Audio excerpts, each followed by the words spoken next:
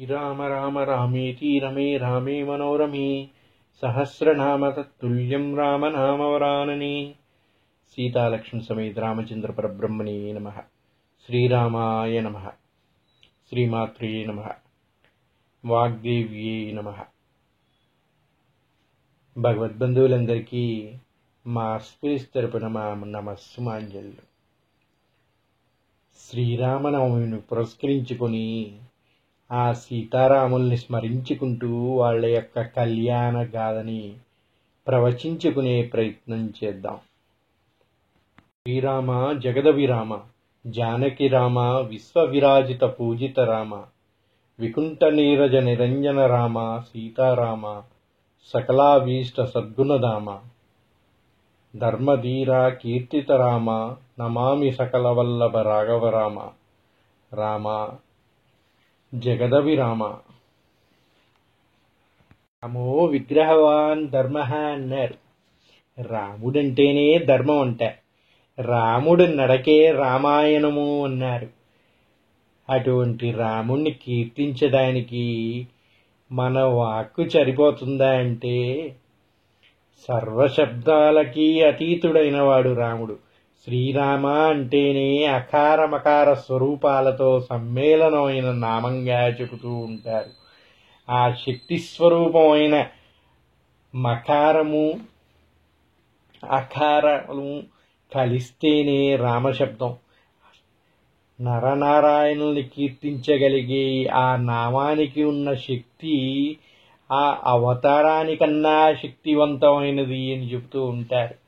ఎందుకయ్యా అంటే ఆ శబ్దం అంత గొప్పదైనదంట. అకారంలో ఓంకారంలోని అకారాన్ని తీసుకున్నారు, శక్తిలోని మకారాన్ని తీసుకున్నారు. రెండింటినీ జోడించి రామశబ్దంగా చెప్పారు. ఒక్క రామనామం తలిస్తే చాలు సకల దేవతల్ని స్మరించినటువంటి ఫలితం లభిస్తుంది అని చెప్తూ ఉంటారు వాల్మీకి. అంతటి గొప్పటైన నామాన్ని నారదుడి చేత ఉపదేశింపబడినటువంటి వాల్మీకి ఆ వాల్మీకం నుంచి బయటికి వచ్చి రామాయణ మహాగ్రంథాన్ని రచించాడంటే ఆ రామశబ్దం ఎంత గొప్పదో ఆలోచించండి. అటువంటి రాముడి గురించి ప్రవచించుకోవటం అంటే అశ్వమేధ యాగ ఫలితాన్ని మనం పొందినట్టుగానే చెప్పుకోవచ్చు. అంతటి గొప్పవాడండి రాముడు. రాముడి గురించే ఎందుకండి అంత గొప్పగా చెప్తారు? ఎందరో దేవతలు ఉన్నారు కదా, వారందరికంటే కూడా రాముణ్ణి ఆదర్శమూర్తిగా ఎందుకు చెబుతూ ఉంటారయ్యా అంటే, ఏ అవతారం మనం చూసుకున్నా కూడా విష్ణు అవతారాల్లో దశావతారాల్లో ఏ అవతారాన్ని చూసుకున్నా కూడా అక్కడ అన్ని అవతారాల్లో కూడా స్వామి తన దైవత్వాన్ని ప్రకటించుకున్నాడు. ఆ దైవ స్వరూపంగానే ఆయన్ని కొలుస్తూ ఉన్నాం. కానీ రామావతారంలో మాత్రమే రాముడు మానవుడిలాగా ఉద్భవించాడు అని చెప్తూ ఉంటారు. మీరు ఏ అవతారంలో చూసుకున్నా కూడా రాముడు జనించాడు. వేరే ఏ అవతారాల్లో కూడా ఆయన స్వయంభూగానే వచ్చాడు తప్ప, అవతార పురుషుడుగానే వచ్చాడు తప్ప ఇక్కడ జనించలేదు అని చెబుతూ ఉంటారు. కానీ రాముడు నేను మానవుడిగానే ఉంటాను, నేను మానవుల్లో ఒకడిగానే ఉంటాను అని చెప్పి దాశరథి పుత్రుడిగా జన్మించాడు శ్రీరాముడు. అలా జన్మించటమే కాదు, తనని తానే దేవుడు అనే విషయం మర్చిపోయి సాధారణమైన ఒక మనిషిలాగా అన్ని కష్టాలు సుఖాలు అన్నిటినీ చూసి ఏ విధంగా కష్టాల్ని దాటాలి, ఈ భవసాగరాన్ని ఏ విధంగా ఈదాలి అనేది చేసి చూపించి ఒక మార్గదర్శిగా నిలబడ్డాడండి. సీతారాముల కళ్యాణం గురించి చూసుకుంటే ఎంత గొప్పదయ్యా ఈ కళ్యాణం అంటే, కన్నుల విందుగా మనం చూడటమే కాదు, ప్రతి ఒక్కళ్ళు కూడా ఆచరించాల్సిన ఎన్నో ధర్మాలు ఈ సీతారాముల్ని చూస్తే తెలుస్తూ ఉంటాయి. అందుకే ఏ కళ్యాణం మొదలుపెట్టినా కూడా ముందుగా సీతారాముల్ని కీర్తించి వారికి నమస్కరించి వారిని పూజించే కళ్యాణం జరిపించాలి అంటారు. ఎందుకయ్యా అంటే సీతారాములే ఈ సమస్త మానవాళికి కూడా ఆదర్శ పురుషులు అంటారు. మనం గాని చూసుకుంటే మానవుడిగా రాముడు జన్మించాడు, అయోనిజగా సీత జన్మించింది. అటువంటి ఇద్దరూ కూడా దంపతులై ఈ భూమి మీద వసించారు అని చెప్తూ ఉంటారు. ఒక దేవుడు ఒక మనిషి కలిసి వివాహం చేసుకుని ఏ విధంగా జీవించారు. అయోనిజగా వచ్చిన సీత లక్ష్మిగా ఇక్కడా కూడా మనలేదు. తన కూడా ఒక సాధారణ స్త్రీ వలె అన్ని కష్టాల్ని భరించింది. ఒక రాముడితోటి సాధారణ స్త్రీగానే ఉన్నది. సంసార సుఖాలు అన్నీ కూడా, దుఃఖాలు అన్నిటినీ కూడా సమభావంగా ఒక స్త్రీ ఏ విధంగా అయితే పడుతుందో అన్ని విధాలుగా అనుభవించింది. అన్ని కష్టాల్ని కూడా, ఎన్ని కష్టాలు వచ్చినప్పటికీ కూడా వాటన్నిటినీ కూడా భరిస్తూ ఒక ఆదర్శమైన స్త్రీగా నివసించింది. అందుకే వాళ్ళు ఎంతో ఆదర్శమూర్తులుగా చెబుతూ ఉంటారు. ఈనాడు కూడా నేను లక్ష్మీ స్వరూపాన్ని, నేను తలుచుకుంటే రావణాసురుడు ఎంత అని చెప్పేసి ఆమె ప్రయోగించలేదు. ఎందుకంటే వాళ్ళు ఆదర్శంగా వచ్చారు, మనుషులు ఏ విధంగా జీవించాలి అని చెప్పడానికి వచ్చారు కనుక అదే విధంగా ఇక్కడ నివసించారు అని చెప్తూ ఉంటారు. మరి సీత ఎందుకండి అయోనిజగా వచ్చింది? రాముడు జన్మించాడు కదా, సీత ఎందుకు జన్మించలేదు అంటారు కొందరు. రాముడు అవతార పురుషుడే కాని మానవ జన్మ ఎత్తాడండి. కానీ సీతని భరించే శక్తి మానవులకు లేదంట. శక్తి స్వరూపిణి సీత, లక్ష్మీ స్వరూపం ఆమెని భరించే శక్తి యోనికి కూడా లేదంట. అందుకే మనం చూసుకుంటే దశావతారాల్లో ఏ అవతారంలో చూసుకున్నా కూడా సీత ఎక్కడైనా అయోనిజగానే వచ్చింది. లక్ష్మి అయోనిజగానే అవతరించింది తప్ప ఎక్కడ కూడా ఎవరికి జన్మించలేదు. అది ఆమె యొక్క గొప్పతనం. అయినప్పటికీ, అలా వచ్చినప్పటికీ తన రాముడు కష్టాలు పడుతుంటే తను మాత్రం ఏ విధంగా ఉంటుందండి? తన కూడా ఆయనతో సమానంగా కష్టాలన్నీ అనుభవించింది. ఒక ఆదర్శ స్త్రీ, ఒక పతివ్రత ఏ విధంగా అయితే పతివ్రత ధర్మాల్ని నిర్వర్తించాలో అన్నీ కూడా తను నిర్వర్తించింది. ఒక రాణిగా, ఒక చక్కని కోడలుగా, ఒక తల్లిగా, ఒక భార్యగా ఏ విధంగా భూమి మీద ఉండాలి, ఎన్ని కష్టాలు వచ్చినా కూడా వాటిని ఏ విధంగా ఎదురు ఇదాలి అనేది ఒక ఆదర్శ స్త్రీగా మనందరికీ కూడా అర్థమయ్యే విధంగా చూపించినటువంటి మహానుభావురాలుగా సీతని నేటికి కూడా కొలుస్తూ ఉంటారు. ఇన్ని కష్ట నష్టాలు వచ్చినప్పటికీ ఎంతో అన్యోన్యమైన దాంపత్యంగా చెబుతూ ఉంటారు సీతారాముల యొక్క దాంపత్యాన్ని. అందుకే దాన్నే ఆదర్శంగా తీసుకోవాలి. ఎటువంటి కష్ట సుఖాలు ఉన్నప్పటికీ కూడా చక్కగా కలిసి ఉండాలి అనే ఉద్దేశంతో నేటికి కూడా ప్రతి కళ్యాణంలో సీతారాముల గురించి చెప్తూ ఉంటారు. వారిని ఆదర్శంగా ప్రతి దంపతులు కూడా తీసుకోవాలని చెబుతూ ఉంటారు. అసలు సీతనే ఇంత గొప్పదంటే మరి రాముడు గొప్పతనం గురించి చెప్పుకోవద్దండి. రాముడు అంటే రామశబ్దంలోని గొప్పతనం గురించి చెప్పుకుందాం. ఓం నమో నారాయణాయ అనే అష్టాక్షరీ మంత్రంలోని రాని బీజాక్షరాన్ని, ఓం నమ శివాయ అన్న పంచాక్షరీ మహామంత్రంలోని మా అనే బీజాక్షరాన్ని, ఆ శక్తి స్వరూప నామాన్ని జోడించి రామ అనే పేరున్న దశరథాత్మజునికి నామకరణంగా చేశారు అని చెబుతూ ఉంటారు త్రేతాయుగంలో. ఆ నామమే అంత గొప్పది. ఆ నామం పెట్టుకున్న రాముడు ఇంకెంత గొప్పవాడవ్వాలండి. అటువంటి ఆదర్శమూర్తిది ఆ దశరథుడికి జన్మించాడంట. రమాయతి ఇతి రామ అని ఉక్తి. రామ అన్న మాటతోనే హృదయం రమిస్తుందంట. అందుకే కదా శ్రీరాముని నామం ఎంతో రుచిరా అని రామదాసు కీర్తించాడండి. అలాగే రామ అని మనం అంటే రా అక్షరం పలికేటప్పుడు నోరు తెరుచుకొని మనలోని పాపములన్నీ కూడా బయటకు వచ్చి దహింపబడతాయని, మా అక్షరం పలికే సమయంలో నోరు మూసుకొని బయట ఉన్న పాపములు లోనికి రాకుండా ఉంటాయని ఆర్యోక్తిగా చెబుతూ ఉంటారు. రా అనే అక్షరం భక్తులని సంసార సాగరం నుండి రక్షిస్తే మా భక్తులు మనోభీష్టాలని నెరవేరుస్తుంది అని చెప్తూ ఉంటారు. అంత గొప్ప నామం రాముడిది. శ్రీ మహావిష్ణువు యొక్క దశావతారంలో ఒక రామావతారంలో తప్పక ఇక ఏ అవతారం గురించి ప్రస్తావించినా పెద్దలు ఆయనము అన్న మాట వేయలేదు. ఎందుకు అయ్యా అంటే రామావతారంలో స్వామి పరిపూర్ణంగా మానవుడుగానే ఉన్నాడు. అందుకే ఎక్కడా రాముడు తాను దేవుణ్ణని చెప్పలేదు, తన దైవత్వాన్ని కూడా ప్రకటించలేదు.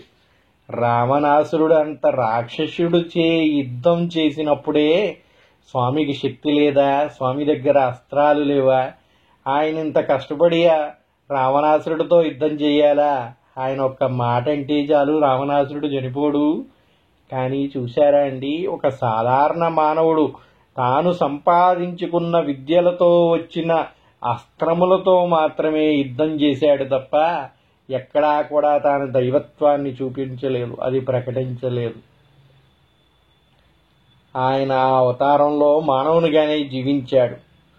కానీ రామస్య ఆయనం రామాయణం కదా, మరి రాముని కదలిక అంత ప్రాధాన్యత ఎందుకు వచ్చిందండి? ఒక సాధారణమైన వ్యక్తిగానే జీవించాడు కదా అంటే, రాముడు అడుగు తీసి అడుగు వేస్తే అది ధర్మం, మరో అడుగు వేస్తే అది సత్యం. ఆయన నడక ఆయన కదలిక అంత సత్యధర్మములే. అందుకే కదండి రామో విగ్రహవాన్ ధర్మ అంటారు. అందుకే పెద్దలు తరచూ ఒక విషయం చెప్తారు, రామాయణాన్ని నరుడి కథగానే చూడాలి, దాన్ని నరుడి కథగానే వినాలి. ఎందుకంటే రామాయణాన్ని నరుడి కథగా మనం చదివినప్పుడే, రాముడు నరుడిన చూసినప్పుడే ఒక నరుడు సత్యాన్ని ధర్మాన్ని పట్టుకొని ఎలా జీవించగలడు అని మనం కూడా ఆ గుణాలని అలవర్చుకోగలుగుతాము అని చెప్తూ ఉంటారు. రాముణ్ణి దేవుడిగా చూస్తాం మనం, కానీ రామాయణాన్ని మాత్రం ఒక కథగా మాత్రం ఒక మామూలు మనిషి యొక్క జీవన విధానం ఎలా సాగింది అనేది చూస్తూ ఉంటాం. మనలాగా ఒక సాధారణ మానవుడిలానే వచ్చి మనిషి ఏ విధంగా నడవాలి, ఆయన నడక ఎలా ఉండాలి అనేది మొత్తాన్ని కూడా మనకి చెప్పాడు. అందుకే రామాయణాన్ని ఒక వ్యక్తి యొక్క కథగానే చూడాలంటున్నారు, ఒక చరిత్రగానే చూడాలంట. రాముడు ప్రతి కష్టాన్ని కూడా ఏ విధంగా ఎదిరించి నిలిచాడు, ఏ విధంగా విజయాన్ని సాధించాడు అని ఒక పట్టుదలతో ఏ విధంగా ప్రయత్నిస్తే విజయం సిద్ధిస్తుంది అని ఈనాటికి కూడా రామాయణాన్ని అందరూ కూడా చదువుతూ వింటూ ఉంటారు.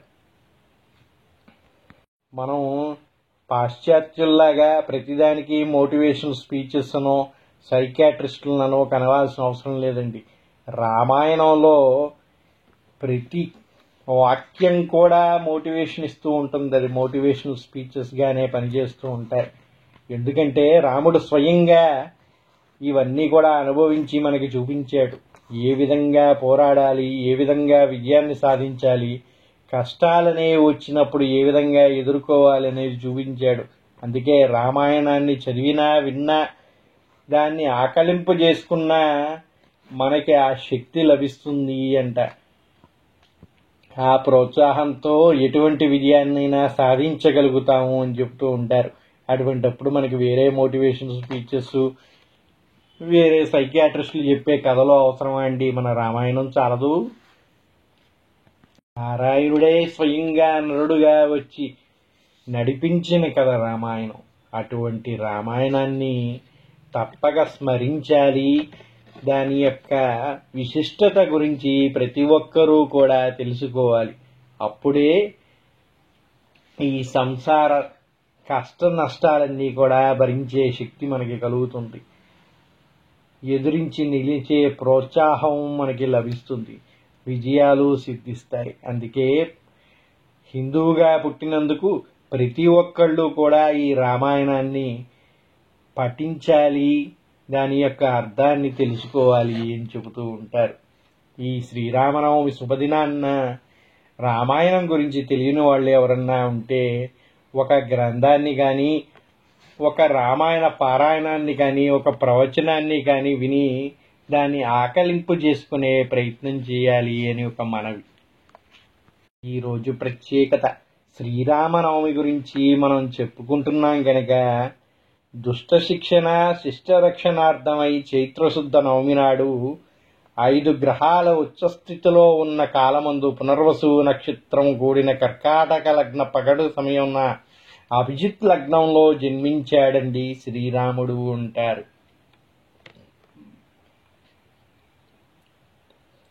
ఆ విధంగా స్వామివారు జన్మించిన రోజునే విశేషంగా శ్రీరామనవమిగా జరుపుకుంటారు. శ్రీరాముడు వసంత ఋతువులో చైత్రశుద్ధ నవమి గురువారం నాడు పునర్వసు నక్షత్ర కర్కాటక లగ్నంలో సరిగ్గా అభిజిత్ ముహూర్తం అంటే మధ్యాహ్నం 12 గంటల వేళలో త్రేతాయుగంలో జన్మించాడంట. 14 సంవత్సరాలు అరణ్యవాసం, రావణ సంహారం, శ్రీరాముడు సీతా సమేతంగా అయోధ్యలో పట్టాభిషిక్తుడైనాడు.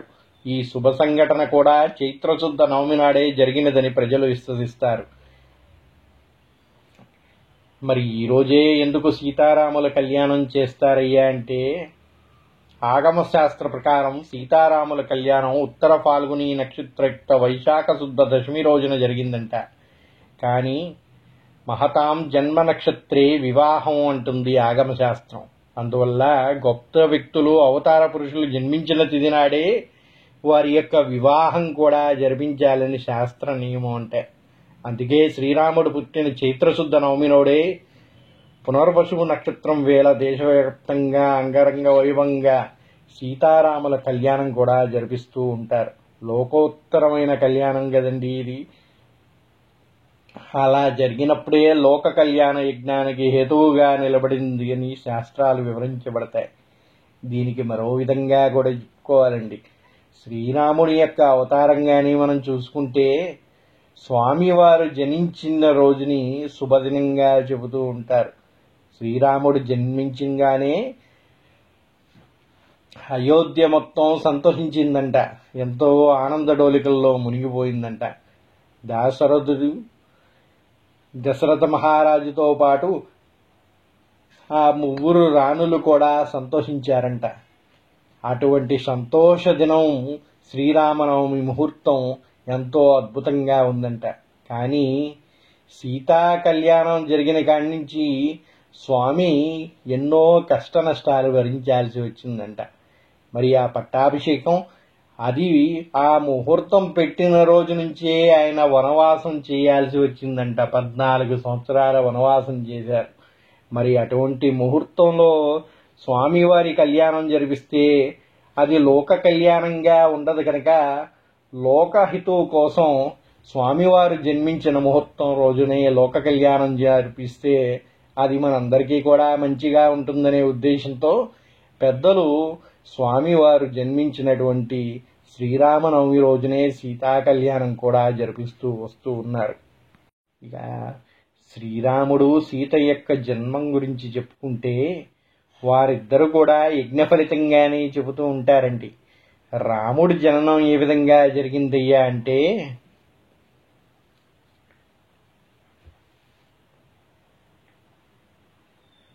దశరథ మహారాజు తన వంశం తరించడానికై పుత్రకామేష్టి యాగం జరిపించాడంట.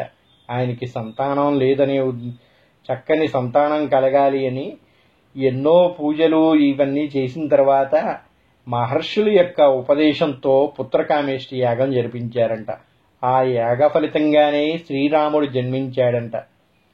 అలాగే మన సీతమ్మ తల్లి కూడా జనక మహారాజు యజ్ఞానికై యాగశాల కోసం భూమిని తవ్వుతుంటే నాగేడి చాలలో యజ్ఞప్రసాదంగా సీతమ్మ తల్లి దొరికిందంట. ఆ విధంగా చూసుకుంటే ఇద్దరూ కూడా యజ్ఞ ఫలితంగానే లభించారు అని చెబుతూ ఉంటారు. చైత్రమాసం శుద్ధ నవమి రోజున లోక కళ్యాణం అని సంకల్పంతో పండితులు చదువుతుంటారు. అందుకే కొత్తగా పెళ్లైన దంపతులని శ్రీరామచంద్రులుగా భావిస్తారు. యాగ ఫలితంగా లభించినటువంటి సీతారాముల వల్లే ఇంతటి పుణ్యం మనం పొందితే ఆ సీతారాముల యొక్క కళ్యాణ యాగ ఫలితం ఇంకెంత అనుగ్రహాల్ని మనకి అనుగ్రహిస్తుందో చూడండి. సీతారాముల కళ్యాణం లోక జీవన హేతుకం, సకల దోష నివారణం, సర్వ సంపదలకు నిలయం, సకల జనలోక సంరక్షణమే శ్రీరామనవమి యొక్క పండగ పరమార్థంగా చెబుతూ ఉంటారు పెద్దలు. సీతారాముల కళ్యాణం వీక్షించడం అంటే ఎంతో కనులు విందు అయిన పండగ కదండి. ఆ కళ్యాణాన్ని వీక్షించడానికి 1000 కళ్ళతో మనం ఏ విధంగా అయితే ఎదురు చూస్తూ ఉంటామో అదే విధంగా సకల దేవతలు కూడా వేచి చూస్తూ ఉంటారంట. సీతారాముల కళ్యాణం జరుగుతుందంటే ఆ ప్రదేశంలో సకల దేవతలు కూడా వశించి ఉంటారు అని చెబుతూ ఉంటాయి పురాణాలు. ఒక్క సీతారాముల కళ్యాణం మనం జరిపించుకుంటామని చెప్పి మనం అనుకుంటూ ఉంటాం, కానీ మనతో పాటు ఆ కళ్యాణాన్ని వీక్షించడానికి వచ్చినటువంటి సకల దేవతలు వాళ్ళ యొక్క అనుగ్రహాన్ని కూడా మనకి అనుగ్రహిస్తూ ఉంటారు. ఆ విధంగా కనులారా స్వామి కళ్యాణం తిలకించిన, స్వామివారి యొక్క కళ్యాణం గురించి విన్న అంతటి పుణ్యఫలం మనకి లభిస్తుంది అని చెబుతూ ఉంటారు. ముందుగా శ్రీరామనవమి అనగానే రాముడి యొక్క జన్మదినం గురించి చెప్పుకున్నాం. ఆ తర్వాత సీతా కళ్యాణం గురించి చెప్పుకున్నాం. మరి సీతారాముల యొక్క కళ్యాణం త్రేతాయుగంలో ఏ విధంగా జరిగింది, మనం నేడు ఏ విధంగా జరుపుకుంటున్నాం, కనులు విందుగా అది ఎలా దర్శించుకుంటున్నాం అనేది కొంచెం కానీ మనం స్మరించుకునే ప్రయత్నం చేస్తే, శ్రీరాముడు త్రేతాయుగంలో దశరథ మహారాజుకి జన్మించాడు అని చెబుతూ ఉంటారు. దశరథ మహారాజుకి కుమారులు లేరని, తన రాజ్యం సుభిక్షంగా ఉండాలంటే పుత్రకామేష్టి జరిపి ఒక సరైన కుమారుణ్ణి కానీ పొందితే తన తర్వాత ఆ రాజ్యాన్ని పాలించేవాడు ఉంటాడనే ఉద్దేశంతో మహర్షుల అనుజ్ఞతో పుత్రకామేష్టి యాగం జరిపించాడంట దశరథ మహారాజు. ఆ యాగ ఫలితంగా శ్రీరాముడు జన్మించారు అని చెబుతూ ఉంటారు.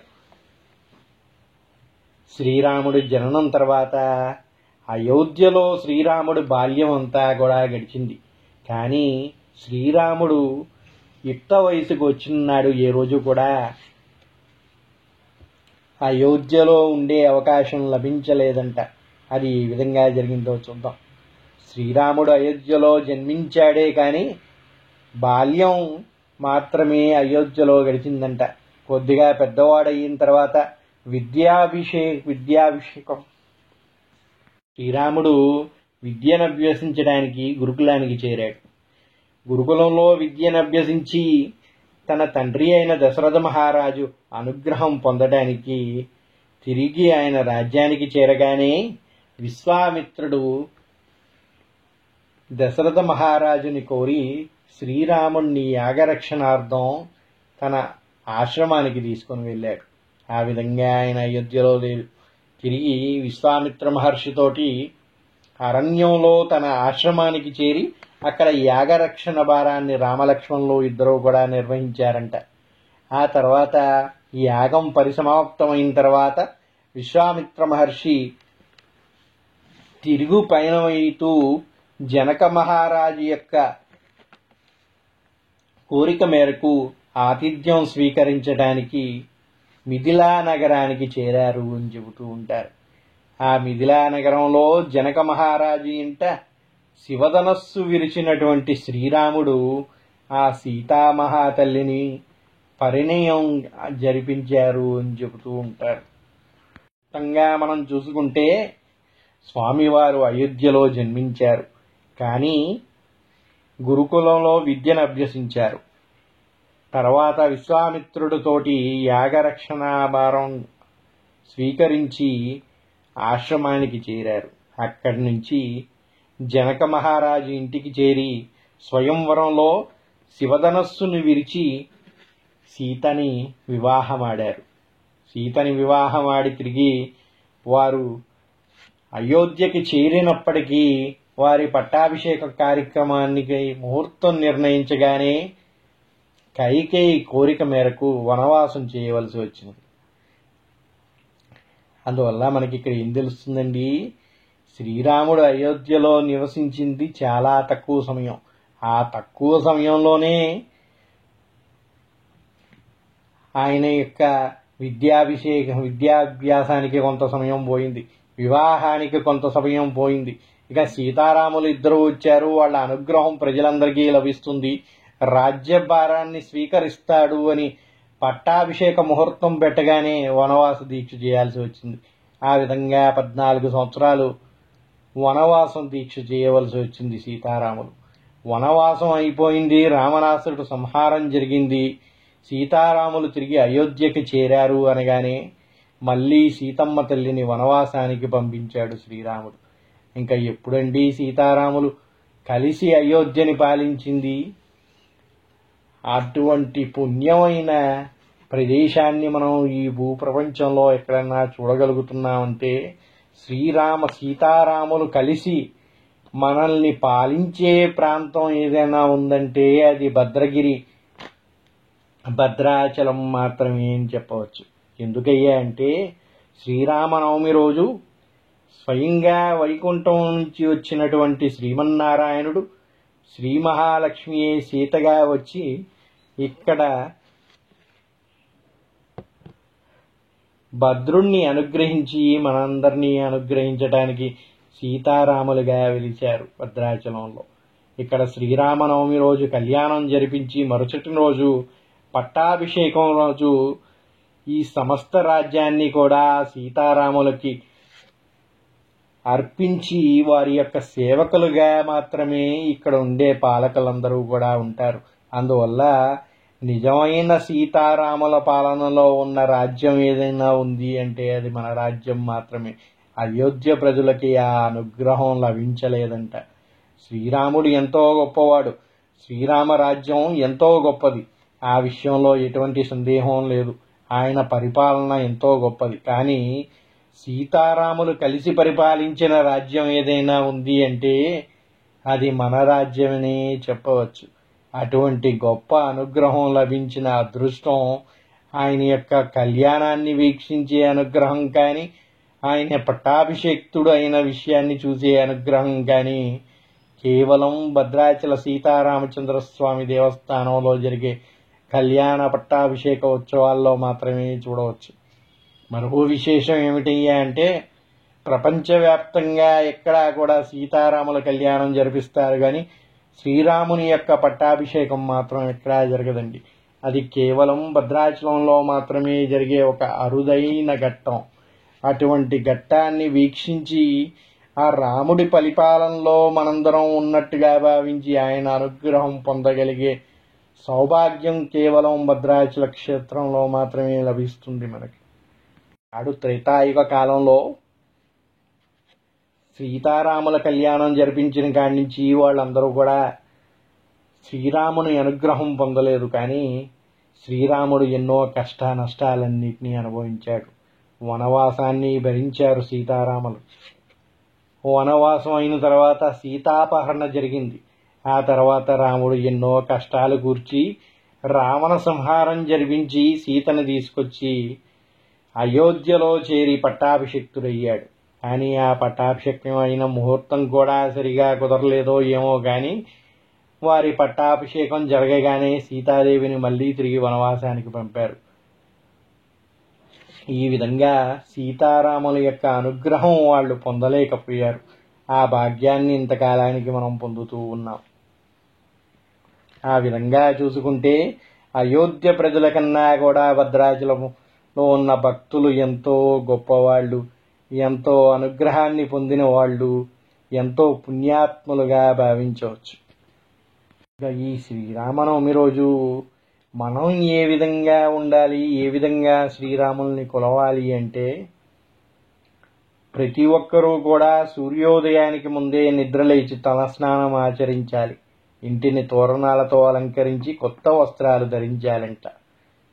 ఇంట్లో లేదంటే కుదరని పక్షంలో దేవాలయాల్లో శ్రీరామును, సీతాదేవిని, హనుమంతుణ్ణి, లక్ష్మణుడు విగ్రహాలని ప్రతిష్ఠించి ధ్యాన ఆవాహనాది షోడోపచారాలన్నింటినీ కూడా గావించి పూజించాలంట. ఈ పూజలో సీతారాముల అష్టోత్తర శతనామాలతో అర్చించి పూజించి ఇష్టమైన వడపప్పు పానకాన్ని నైవేద్యంగా పెట్టి పూజాంతరం దాన్ని భక్తి శ్రద్ధలతో స్వీకరించాలంట. ఈరోజు ఉపవాసం జాగరణ చేయటం వల్ల విష్ణులోక ప్రాప్తి లభిస్తుంది అని చెప్తూ ఉంటారు. శ్రీరామనవమి రోజు రామనామ స్మరణ చేయటం, రామకోటి వంటివి రాయటం వల్ల అత్యంత పుణ్యఫలం కలుగుతుందని పురాణ గాథలు తెలుపుతూ ఉన్నాయి.